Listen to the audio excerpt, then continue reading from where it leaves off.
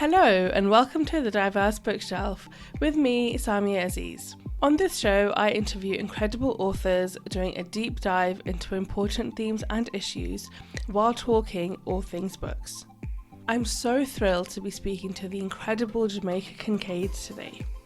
Jamaica has been writing for decades and is often considered a classical author of our time, bringing us work that is timeless, important, and emotive.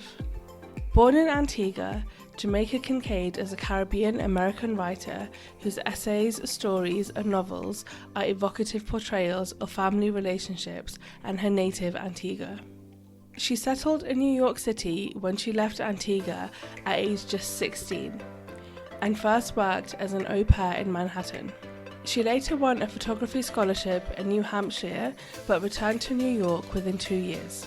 In 1973, she changed her name to Jamaica Kincaid from the name she was born with, Elaine Potter Richardson. This was partly because she wished to be anonymous with her writing, and the following year she began regularly submitting articles to the New Yorker magazine, where she became a staff writer for 20 years. She has won multiple awards over an incredible career, including the Paris Review Hadada Prize for Lifetime Achievement. She's also a keen gardener and has written several books on the subject, including My Garden and Among Flowers, A Walk in the Himalaya, which is a memoir about a seed-gathering trek with 3 botanist friends. Her latest book is poetic, illuminating, and surprisingly witty. An encyclopedia of gardening for coloured children is a delightful ABC of the plants that define our world and reveals the often brutal history behind them.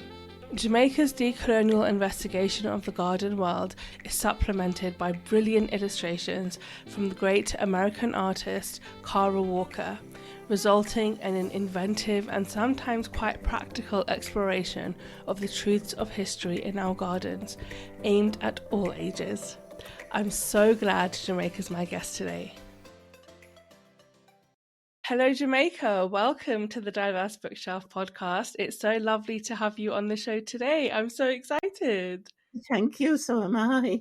I want to say you have had and continue to have an absolutely incredible career of writing. You've been writing for decades. You're an award-winning author and you've done some really amazing things. And I know I could tell it's feeling a little bit awkward, but you are absolutely amazing. And I'm so thrilled to be speaking to you today. But I would like to start talking a little bit about the beginning of your writing journey. And that, I believe, started with you writing at the New Yorker. Can you tell me a little bit about what that was like? What entering that world, that very specific world of journalism, what that was like? And you were so young as well. Yes, I felt so old. I'd have to go back a little bit. My family had grown too big for them to support, so my mother sent me away, and it was my mother, really, my family sent me away to work in a household and send my salary home. And I was very resentful of it because I was considered, I don't know if you have that characterization anymore, a bright kid. I was always first in my class or something. And also hormones. I was at that stage where I wasn't a child anymore, but I wasn't really an adult. And so I was just sent off and to live with strange people. I now realize that today you could easily translate it into child trafficking or something like that, because they sent me off with people I didn't know and they didn't know. Anyway, I started immediately to go to school at night. I got a GED and took computer courses or some crap like that, which is odd because I don't know how to use a computer at all still. Anyway, I got a GED. I went to college at night. Then, let me see, I started to study photography. Why? Now I don't really quite understand that, why I chose that. I think it's possible that I didn't know I want to say someone like who looked like me could write, but that's too easy because I've never really looked at anything and said, "Oh, there's nobody who looks like me doing that, so I can't do that." To a school in New Hampshire studying film, and one day I saw a film called La Jetée. It's a funny film made by an American who lived in Paris. And I started to write out my films, my photographs. And then I started to do the silly thing that young writers do, write poetry. And then one day while I was in school, there's a school in New Hampshire, coldest place. I just decided I wanted to be a writer, and I drove to New York, slept on people's couches, and started to look for jobs as a writer. I was 22 or 3. I didn't know I didn't know about racism quite. I've told this story and I can't even quite believe it myself now that I know what racism looks like. But I decided to go look for a job. I found a job as a receptionist at Magnum Photos. And then I found another job. But I just started to write. How did I knew someone who was the editor of a magazine, a friend I would go dancing with. I used to go dancing all night. In the middle of all that, I should tell you that I cut off my hair, bleached it blonde, and wore very old fashioned clothes with saddle shoes and bobby socks. If I were to, I am quite a narcissist, but if I were to get even more narcissistic, I could make a study of myself. You're making me think about all these stages, transformations I went through, including changing my name when I started to write. But I had an idea that I should interview Gloria Steinem and ask her what she was like when she was 17 years of age, and took the idea to a magazine who the readers were 17 years of age. And I didn't know Gloria Steinem. I just called her up, and it doesn't reflect on me that she answered. It reflects on her. She's really quite wonderful. And she said, sure. I went and I interviewed her and typed it up. And it was such a success that the magazine turned it into a series. And I think I ended up doing over 30 of them. In the meantime, I was trying to write, but not really about anything I knew. I started to write about Black people in Harlem. I used to go to Harlem and just walk around. I started to write about African Americans. And then some, but I was very interested in all sorts of things. Anyway, I was introduced to a man named George W.S. Stroh, who's an extraordinary writer. He died some time ago. And we became friends. And he began to write about me for the New Yorker. He and I would go to some event, and he would write down the things I said about the event, which he thought was interesting and funny. I didn't think so at all because I wasn't aware of myself as an interesting person. I think I was still traumatized by the experience of losing my family. Anyway, he began to write about me. And one day I remember we were somewhere in a restaurant and I said something and he laughed very hard. And he had a really exquisite laugh, Kamala, very, though he was a white man, as they say. And after he finished laughing, he said, would you like to meet Mr. Sean? I had no idea who Mr. Sean was, but I always said yes to things that I didn't know. And I said, oh, sure. So he took me to meet Mr. Sean. We had lunch at the Algonquin with Mr. Sean. I was always hungry because I had no money. One of the things you notice about my early writing is that I always attended things where there was food. I had an enormous desk in my apartment. In those days, you could afford an apartment, a chair, my records, mostly Motown records, and a record player, a table, but no bed. Anyway, afterwards, lunch, Mr. Sean said to George, not to me, he said she could give it a try because I never written anything. But those pieces for the magazine for 17-year-olds. And it was in the fall, or the fall was coming up. And the West Indian Carnival in Brooklyn takes place every Labor Day. And I would go to it. And I went to it and I wrote down my notes at the carnival, the one thing. And then when I got home, I wrote my impression of the whole event in two parts.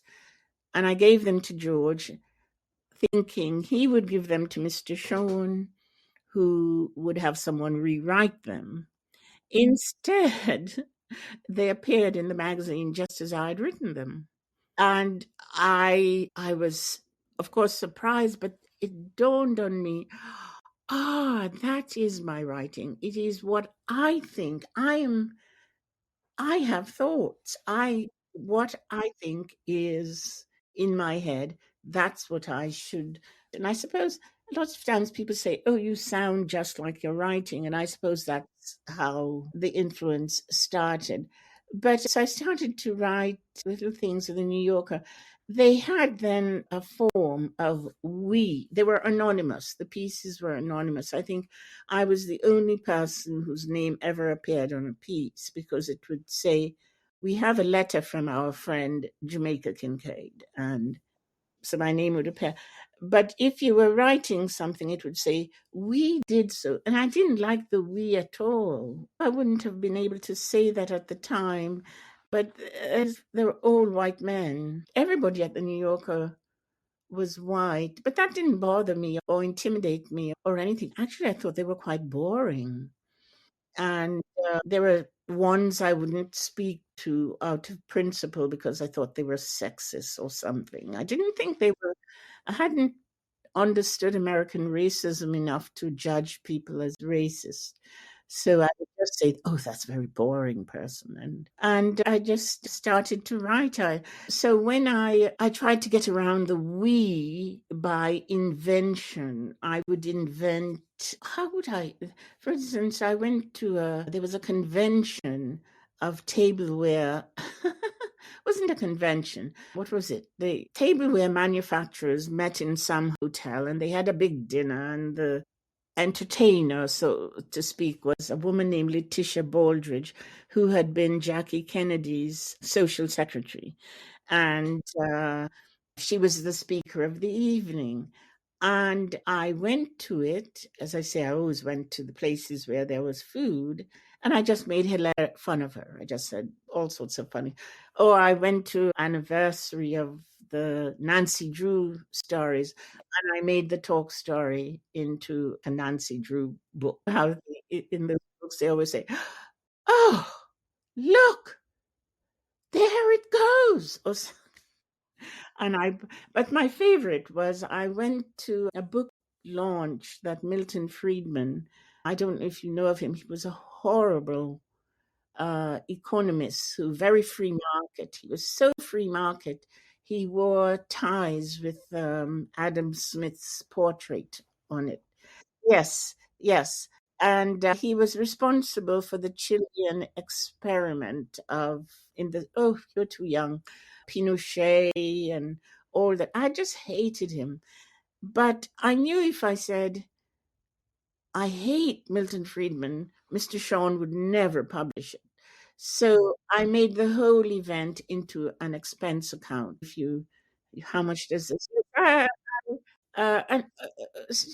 I didn't think, but Mr. Sean published it. And what I did was I called up Milton Friedman and asked him how much that tie cost, his shoes, his suit, his haircut. I called up the people who catered the breakfast and asked them how much it cost. I even called up the people who owned the building and asked them how much it cost, the building. They told me. And I just added it up as you would.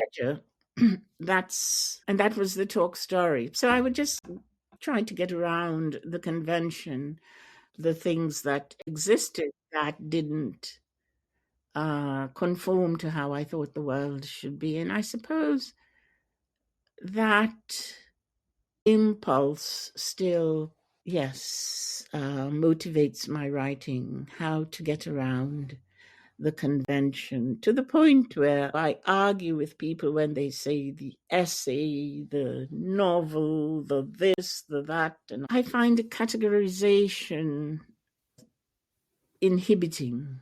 Mm. It's a very European thing to do, to Yeah. categorize. Yeah, because it sounds very much you're always thinking about what is it that you want to say? What are your thoughts? What are you thinking about this thing? And what is it that you want to convey? And then therefore, how can you convey it in a way that is going to be, I don't know, like palatable to the situation without you crossing any lines, or without the editor telling you that they can't publish this thing? How can you still say what you want to say? And I love that, because you're not diluting yourself, you're just saying it in a different way without feeling constricted to form, which is really wonderful. You're right, but I also have to say I was very lucky with my editor. I doubt there is anybody publishing a magazine who would appreciate that. This is a person who devoted the entire magazine to what happened in Hiroshima, or Rachel Carson's talking about pesticides. He was a very unusual person, in William Shawn, in regard to writers, and he was surrounded by these extraordinary writers. I was the least of it. It was just one wonderful writer, and he loved young people. He loved that we were young, and that we would introduce him to a lot of views and things. There was one writer who wrote about rock and roll, pop culture. Her name was Ellen Willis, a brilliant woman who died, but she was a founder of Red Stockings, the radical feminists. But she loved rock and rock and roll is incredibly, in those days anyway, sexist. So she wrote this brilliant essay called "Can a Feminist Love the Rolling Stones?" And I can't remember how it was resolved, because it was just kind of feminist. They're not in the same category, but it was published, and yeah, because she was brilliant. He didn't really, as long as you were brilliant, it was brilliant, unusual. He just loved, it was very encouraging to me. And I wrote my first short story, which was one long sentence with paragraphs or capital letters. He published it. It's now something that people take for granted. It's taught a lot, but at the time it was not really done, I don't think. And I remember giving it to him and saying, "This is what my writing is going to be," and walked out of his office. I And really, it absolutely would love take, that. it would take years sometimes for him to publish something, because he has all these writers just writing wonderful things, and he published it right away. Wow, that's Um, amazing. And just yeah. listening to you explain, I guess, like what happened from the very beginning, I still feel that there must have been so much anguish for you at the time when your mother sent you away, when you were separated from your family at you were still a teenager, and sent away to work. And I know that you had a difficult relationship with your mother up until that point anyway, growing up. It's something that you've written about extensively and spoken about so openly. And you write also very complex mother-daughter relationships. And I just wonder how you think that foundation of having such a troubled relationship with your mother has impacted you as a writer, and whether writing enabled you to find a way to process some of that and find a path to, I don't know, like forgiveness or acceptance and healing. Oh gosh, let me see. Um, a child is the most powerless person on earth, really.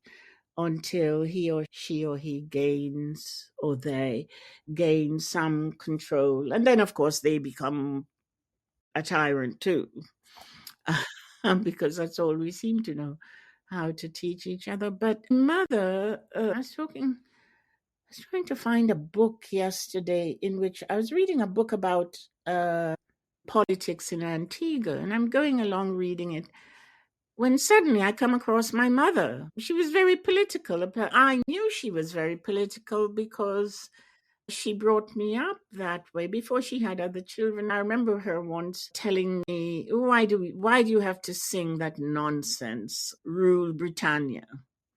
And she was very anti-English. And we didn't say the United Kingdom. We thought of Scotland and Wales as provinces of England.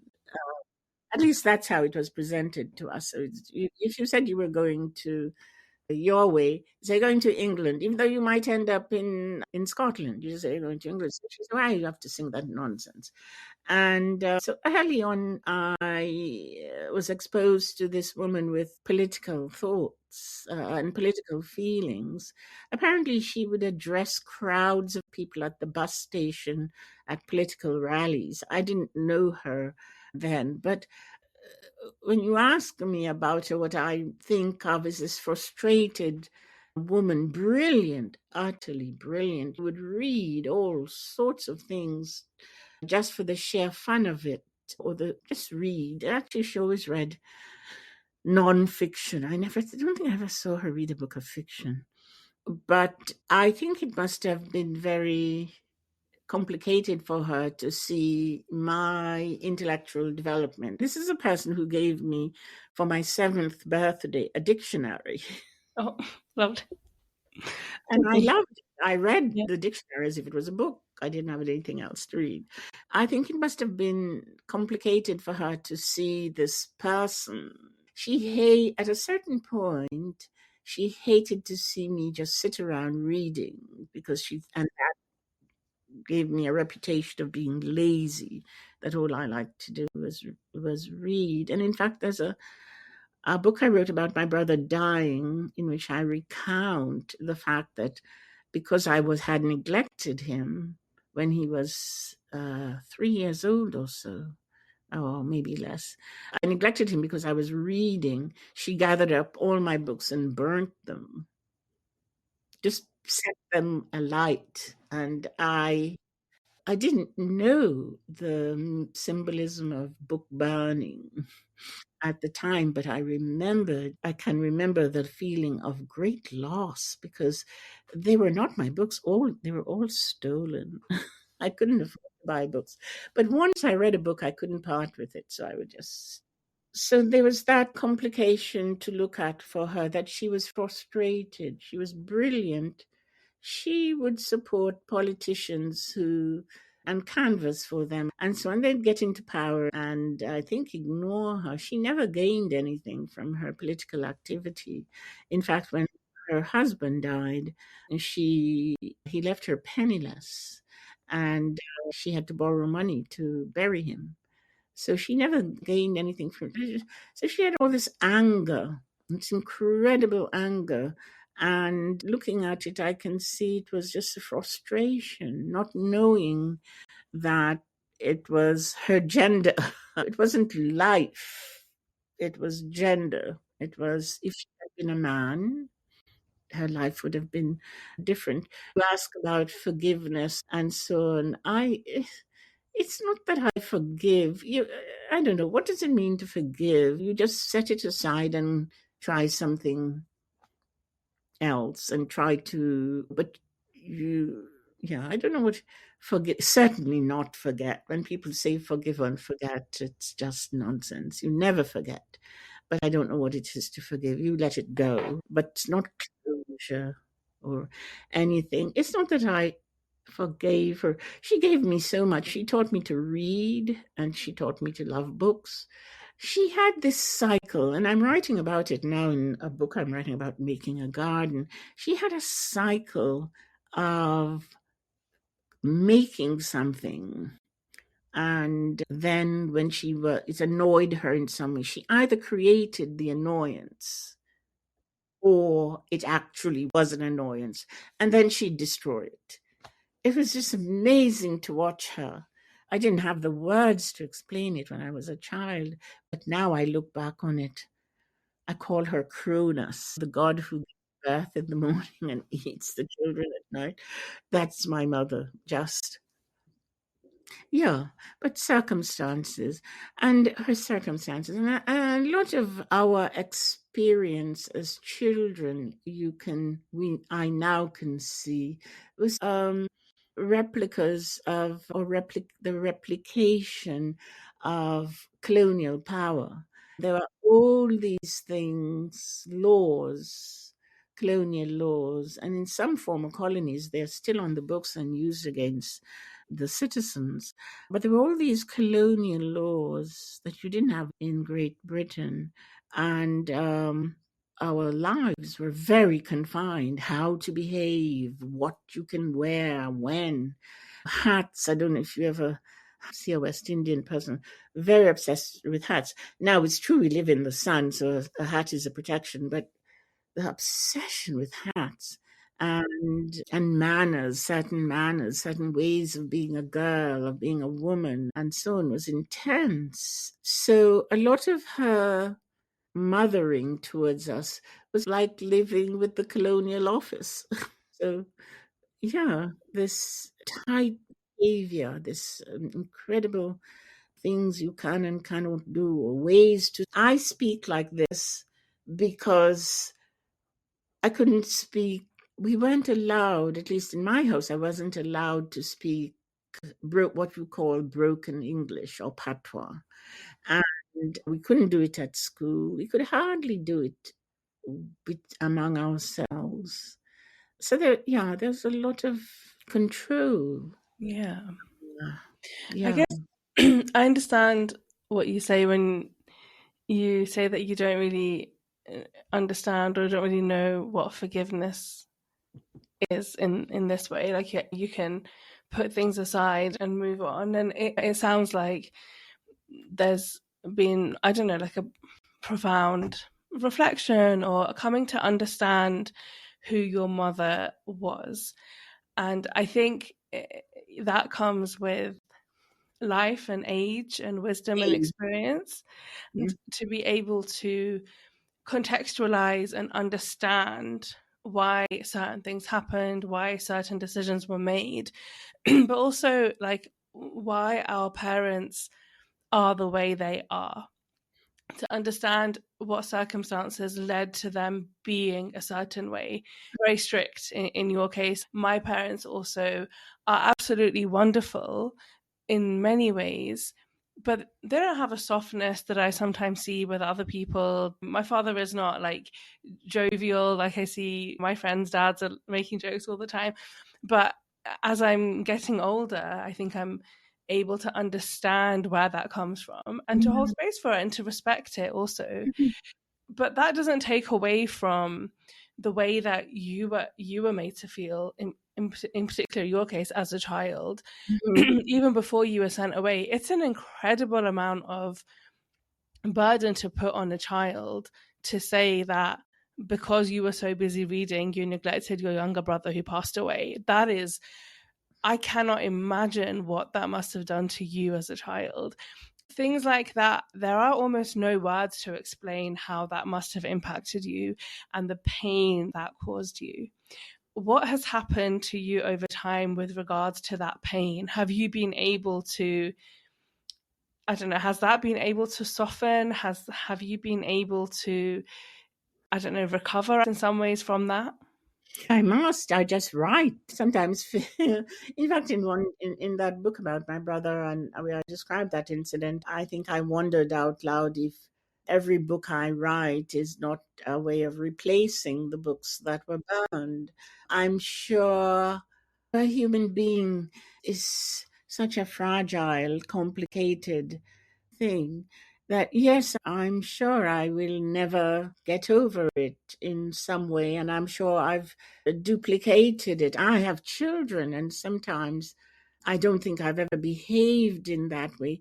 But, oh, I think perhaps I've gone the other way in that I haven't really allowed them to be adults. I think as soon as anything happens, I rush in. They were living in California.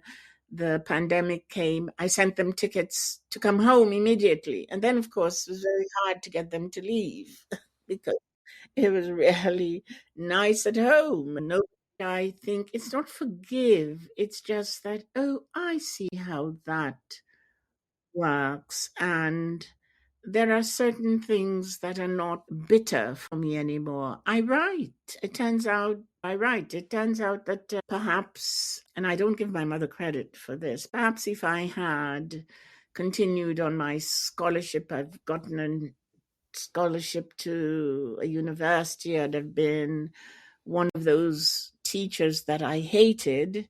I would have become that, or I think they wanted me to become a nurse somehow, whereas they always wanted my brother to be, once my brothers were born, they wanted them to be prime minister, a doctor, and a minister in the church.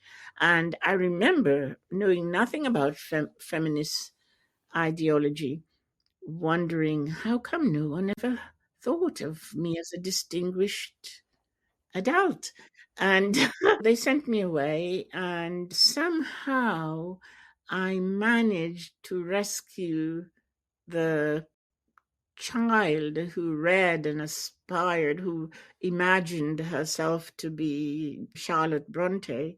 I rescued that person, and through some alchemy series of circumstances I don't really understand, here I am. But to go back to, I started to write in this way. I didn't want to write like anybody else. I didn't want to do this. I knew all the things I didn't want to do. And so I would do what I wanted to do and do it even though I was discouraged from doing it.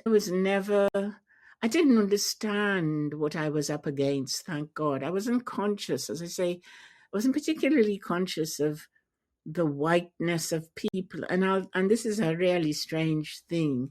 I grew up being used to white people who were from England or Germany or France, but white people from Italy and Portugal and Spain and even Poland were not white people.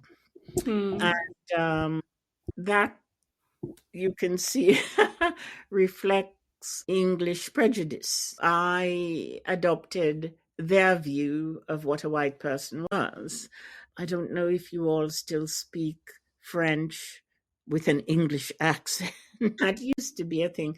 Or speaking to people who only understood their language loudly because you think the reason, yeah, they can understand is because you weren't talking loud enough. That used to be an old colonial England. But anyway, when I came to America, I met all these people who said they were white and they didn't make they weren't what I was used to as white people.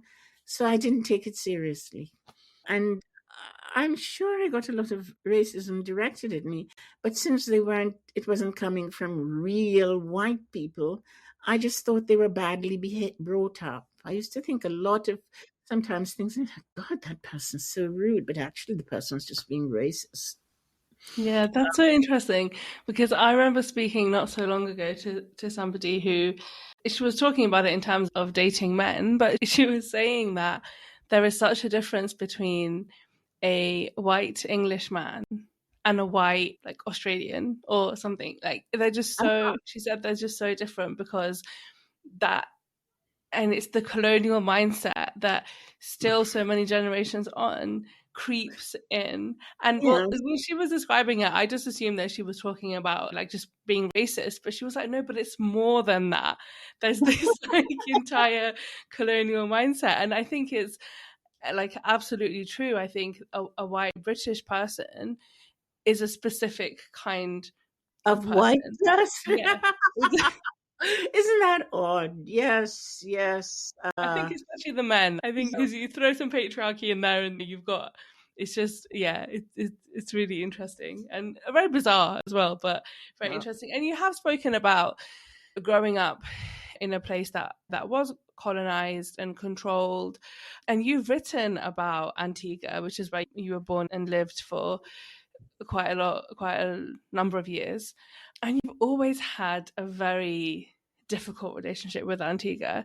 Sometimes in your writing it comes across as, I don't know, ambivalence or suspicion, but sometimes you write with pure hatred for Antigua. And I just wondered if you could reflect a little bit on what that Yeah. is. It's not hatred, it's disappointment. And in a way, you see it happening in the feminist movement. When the disappointment is when we wanted independence, it was because the colonial situation was so unjust. I didn't realize that so many English people or so many people in England were poor. I thought we'd sent them all the wealth from the colonies and they must all be living in Jane Austen big house. With the I gold that was they just stole. Yeah. I was just shocked. But God, I'm getting old. I was trying to think 10 things at once. It's not hatred. It's just that you thought once the colonial yoke was thrown off, there would be equality and justice. You didn't realize that, or what would happen is that there would be a set of new masters and they would look just like you. So that's the disappointment. Seeing Toussaint Louverture, let me see if I'm pronouncing it, the leader of the rebellion in Haiti. Once they won, he dressed like Napoleon. You think, what the No, we don't want to dress like Napoleon. We don't want Napoleon at all. We want freedom. No, and I think that's such a symbolic thing that he dressed like Napoleon, and that I wonder what that did to the history of Haiti to this day. I often wonder about it, but I am not in a position to speak to Haitians about Haiti, but I am in a position to speak to Antiguans about Antigua. And one of the things that it's not hatred, it's disappointment. I cannot believe the leaders became corrupt, that they all got mansions, that they have bank accounts, that they hobnob with people who are exploiting us, that the best we could do after independence was open a school for hotels, not try to send people to medical schools in England and bring them back as doctors and make new roads. And I just couldn't believe it. So it's not hatred, it's disappointment. Yeah. I think this disappointment, I think if we look historically worldwide, this is exactly what's happened, is that even though the colonial or the imperial powers have left, what's left behind hasn't been given the tools and the systems and the resources to fully govern themselves. And so we have remnants of colonialism still everywhere. In so many Everywhere. places, there's still heavy caste systems, which is 100% a remnants of colonialism. It's just astonishing. In Kenya, they use colonial laws against citizens today. And it's not only in Kenya. You just cannot believe it. And so I've had to recalibrate my whole sense of how things work. It's not who is in power, it's just power. It's just power, and it's irresistible. And in power takes many forms. Sometimes it's the gun. In our country, the United States, one of my countries, it's money, the desire to have money. It's just this constant power that actually power is necessary, but it should be kept at arm's length. I think one of the interesting things about democracy when, in America anyway, when it first seemed as if they were going to be a democracy for certain people, not the slaves, but there was an awareness that power should be kept at arm's length. Maybe it should be exercised on the slave, the enslaved, but among themselves they would control it. Now everybody is the master. Yeah. Even the former slaves once are the masters. Everybody's, and it's just discouraging. And to say that is not hatred; it's the truth.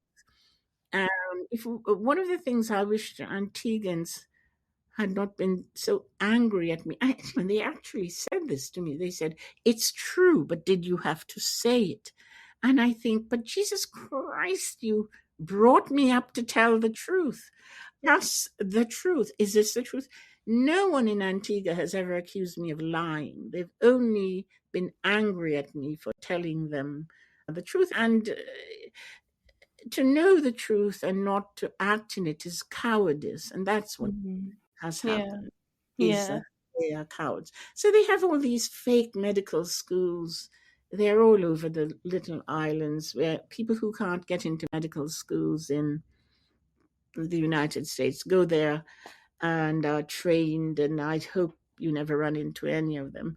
But you could have those medical schools for your own citizens, or you could send your citizens to a good school and or good teachers or good. It's just so pathetic to go to Antigua and to be on a road where my driveway outside is better than the road we're on. I don't understand. The thing, I know pride is forbidden, but it would be so wonderful if these places were ruled by people who could take pride in the place they're from. I accomplished this for my country. If they were real patriots, you have a man in Antigua, I went to school with him, and he and his brother actually once beat me up when we were going to the same school. But he has a collection of Rolls Royce or some shit like that. And he was the only person to have a Tesla the last time I was there. And I thought, my God, but you're driving your Tesla on this shitty road. Sorry. It's interesting. No, don't apologize. It's interesting what you say though about power, in that we know that there's that very famous saying from the 19th century: power corrupts, and absolute power corrupts absolutely. And it is entirely true.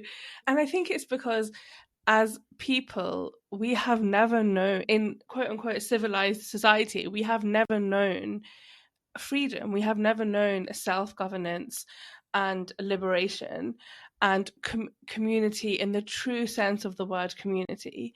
And we've only ever known having masters in the form of politicians or leaders or whatever. And sometimes it feels like there's been times where places are so desperate to be rid of their current colonizer or whoever it may be, but they're not dreaming about what it would be to be entirely free. They're dreaming about what would it be like to be free of this person, but then under a different kind of rule. Yes. And I think there's something really, we have limited ourselves in that sense. And I don't know if the world is ready for us to self-govern. I don't know if we are ready. I don't know if we would just destroy the world even more than it's being destroyed at the moment by the government that we do have. Yes. But I hope not. I think people as when there's no power are inherently good, when it's not about this power issue. But it is really very, very fascinating, but also, as you said, very disappointing. And I feel somewhat the same. I am Pakistani, and we are also a former colony. And when I go to Pakistan and I see small things, I see the difficulty in accessing a bank account, in seeing a doctor, in the limited education opportunities, in the mass level of youth unemployment. And I just think, why? You were freed of your colonizer over 75 years ago. And this is you've just fallen into the hands of even more corrupt people, it seems. Oh, God. One of the things that fascinates me about places like that, and India too, all the suffering of their citizens, and yet they have an atomic bomb. I think, how much does that cost? What is that for? What are you going to do with an atomic? You know what an atomic bomb is? Why do you have an atomic bomb? Why didn't you feed people? Why didn't you do something? It's the Haiti thing again, that model of Toussaint Louverture dressed as Napoleon, and the other one, I can't remember the other supposed libertarian. One thing you said about the adopting, if you, I've become very interested in making a real analogy or a theory out of this. If you read The Gallic Wars by Julius Caesar, and he's talking about the Roman Empire, and it's a big empire. It's, all the way to from Syria to Germany and beyond. And he speaks with such derision about the Britons and the savages in Germany, especially, I think it's how does he say it? But the people who become the Germans, they are really inferior because they don't know how to ride horses, I think. That was his level of measuring intelligence. Oh, to ride horses. And you read it, and after a while, you want to write him a letter wherever the asshole is today, in what circle of hell you want to write him. Dear Caesar, those stupid people you talked about in your book, The Gallic Wars, are now running the fucking world. What? It seems to me it comes back to the same thing. How do you treat other people? I've come to the conclusion that a great part of any democratic society has to include, well, I don't want to use the word love, but something like it, sympathy for your empathy for the person next to you and the next to you and the next, because it doesn't work otherwise. Democracy doesn't work, and I don't know why it's not included. And love is too perhaps squishy a word. It needs something more neutral. It's love thy neighbor as thyself. That's just been trampled over, that saying, so can't revive it. It's been ruined. But something like that. Like a sense of fraternity or connectedness, which is what when we talk about community, that's what really what we're talking about, isn't it? Yeah. Community. Yes, maybe yes, in my new society, when I write my own Declaration of Independence, I will community. Of course, the word has been ruined by stupid people, becomes confused with communism. I don't want communism because I really like having my own house. But I also want to have my neighbors who next door have these awful children who get on these motorized bikes and run up and down, and it disturbs me when I'm trying to write and I can't get them to stop. And you have no idea the amount of willpower I have to exercise over my thoughts in not wishing those children would break their necks. I try. But community. If you could just say, I'm trying to write, can you do this another time? And community. Yeah. So alongside being a writer, and you're a teacher, you are also a gardener, and you've had a love of gardening for so long, and you've written books about gardening. Your most recent is an encyclopedia of gardening for coloured children, which is a beautiful, stunning book that is also very witty, but it's really beautiful. It goes through the alphabet, giving us a word for every letter of the alphabet in terms of the gardening world, but linking to the wider world, the global majority, the history of colonization and decolonization. What is it about gardening that you like so much? Oh gosh, again, my mother it wasn't that she was a great gardener. She just had an affinity a certain magical way of being with plants. She could make anything grow. She ate something and she liked the taste of it. She would plant the seed and it would grow. And then she'd have a whole conversation with it, which often ended in the destruction of the plant because it had become too big or something. But so I suspect I got that from her, and other things. The history of my particular part of the world is so associated with plants. The people and the plants were of the same value, really. The land was more worth more than the people. So that's all in there. Cotton, sugarcane. I think as I began to plant marigolds and things, but as I began to think about the origins of things, I saw how deeply evil was associated with the vegetable kingdom. And you know how one thing leads to the other, then reading the Bible, the beginning of the James version of the Bible. I think there are versions of it in the Quran, the Garden of Eden, and so on. And it's the Garden of Eden in the Jewish Bible, the Torah, and the Christian Bible.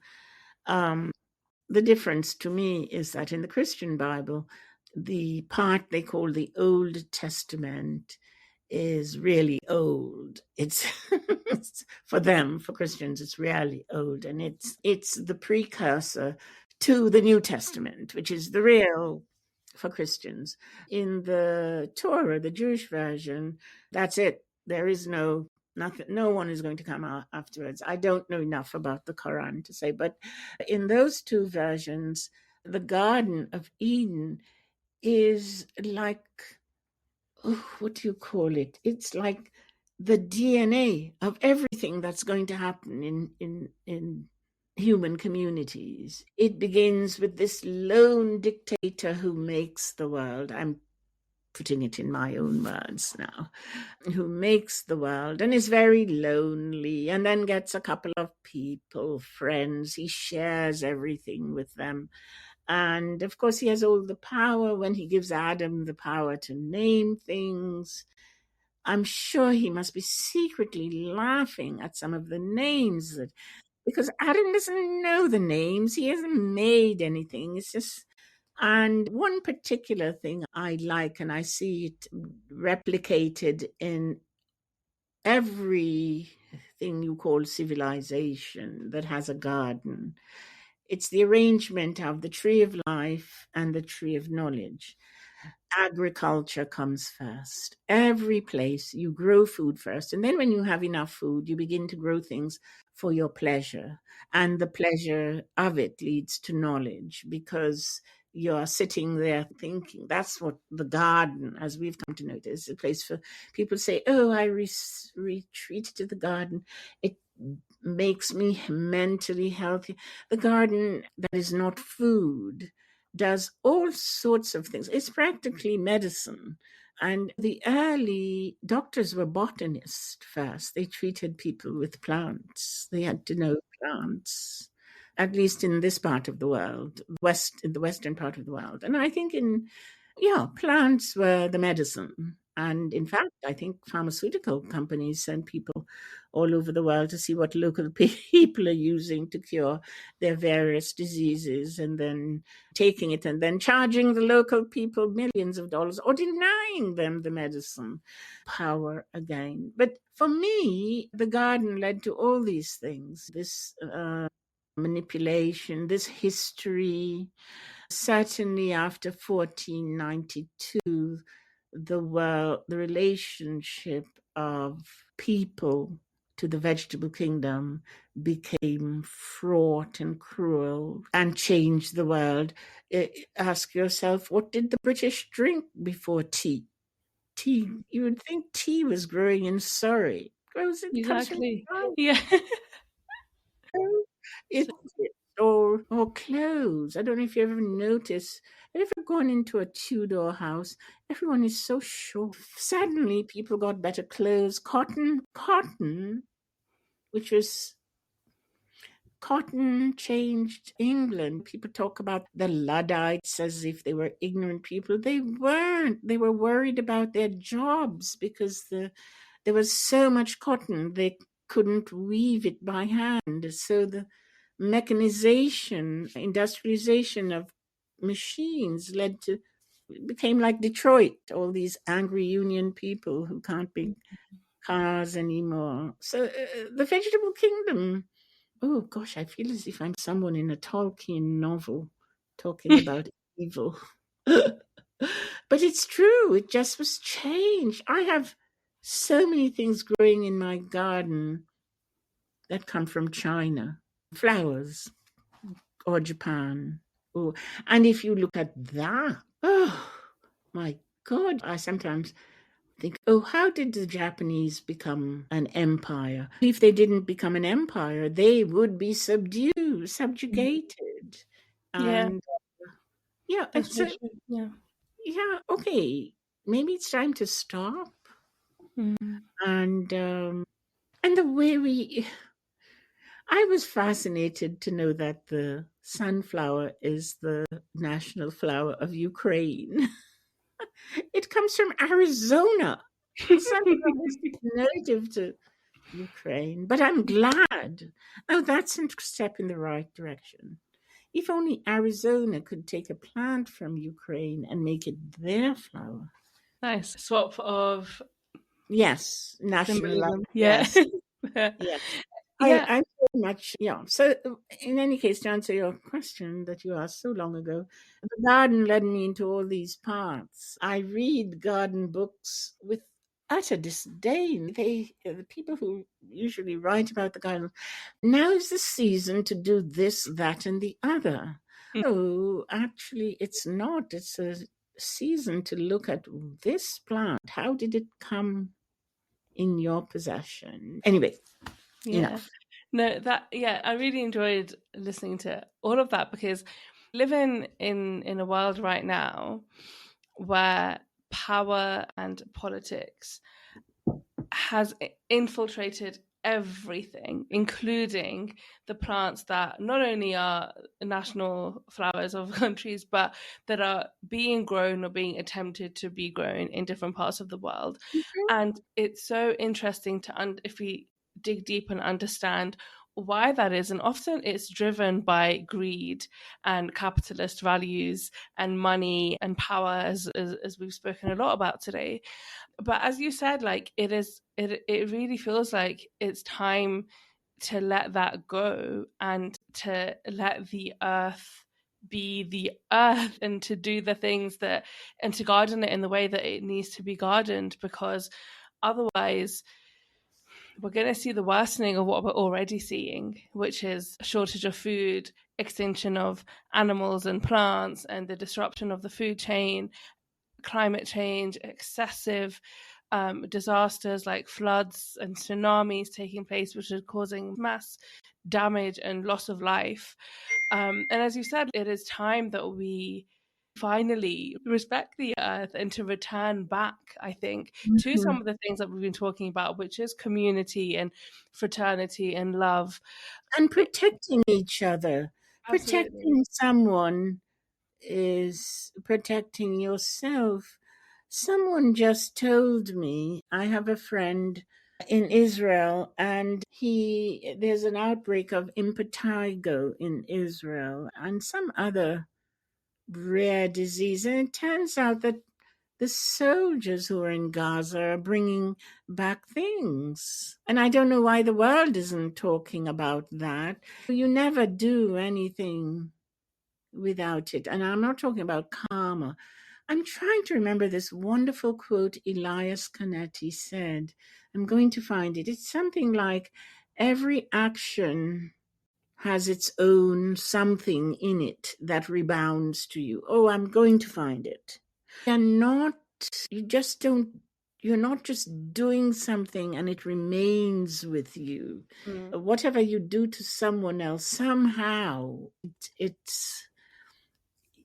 holds within it your punishment. Yeah, absolutely, absolutely. And especially like when we look at what is happening in Gaza, not only are we witnessing the extreme and absolutely devastating decimation of life, but also what's happening to the earth and what's Yeah, happening it's with poisoned.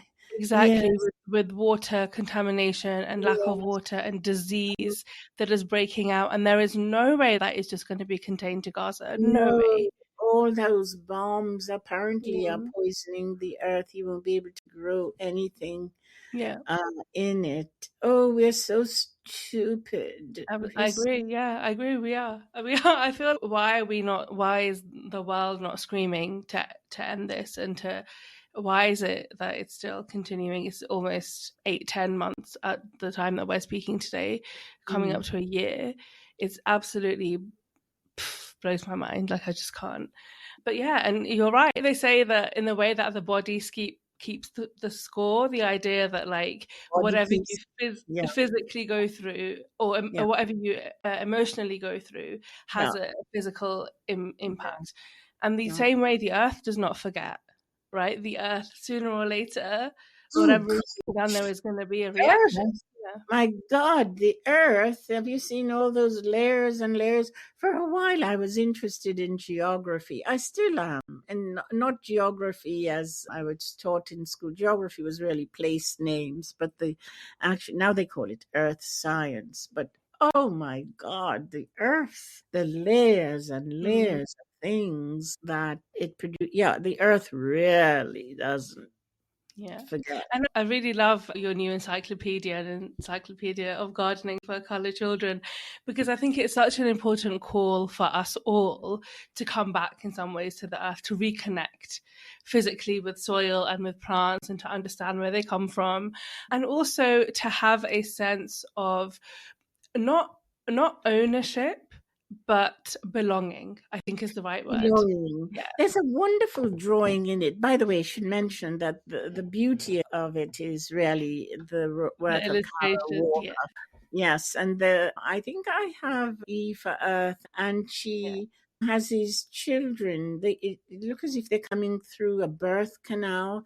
But the wonderful thing about that drawing is you can't tell whether they're going out or up, Mhm. or it's flowing. So are Mm. we birthing, coming out of the birth canal, or are we going back in the birth canal?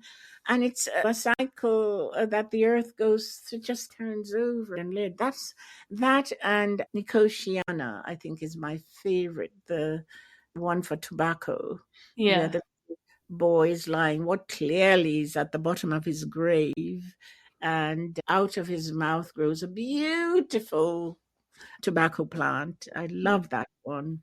But yeah, I don't quite know. Have you ever seen cotton in bloom? Oh, it has the most beautiful flowers.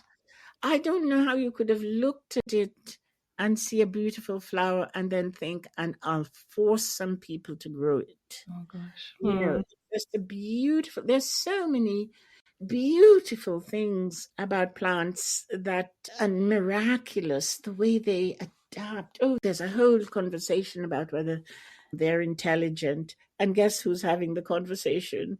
The least intelligent people, the least intelligent beings on the earth, humans, who Yeah. are also always talking about the invasive plant. What's more invasive than a human being? But there are just things you look at in the vegetable kingdom and you just can't imagine doing anything with it. You need a house and you have to cut down a tree. But could you just say, I'm sorry? Yeah. Or something, Exactly. or something. Just be aware. We Yeah. are not Exactly. pure. None of us are pure. None of us are Yeah. without sin. Yet Yeah. we have too many. It Yeah, and is. the idea is that if you're taking something, you should give something back, and you should only take what is absolutely necessary for you. But what we're seeing is things being taken for profit and just complete and utter decimation. Yeah. And how much? What does it mean when someone Mm, is the richest person in the world and they have $100 billion? What could it possibly mean? exactly. I What are they going wish to do with that anyway? Yeah. Terrible. I wish Terrible. I had that just for a moment, that kind of desire, just to see what does it mean. There was at one point the richest man in the world was the owner of Walmart, Okay. a man named Sam Walton. And in his early 60s or something like that, he died of a disease that a person homeless living under a bridge would also die from. Mm, So yeah, what does it mean? Uh, exactly. what I don't know what to say. No, me neither. But Jamaica, you have said a lot of very wonderful things today. Thank you so much for joining me on the show. I'm so gutted that we have to stop speaking, but it has been a while. But Thank thank you you. so much for your time today. Thank you. If you enjoyed the podcast, please follow the Diverse Bookshelf on your podcast platform of choice and connect with me on social media. I would really appreciate it if you could rate and leave a review, as it helps more people find the show.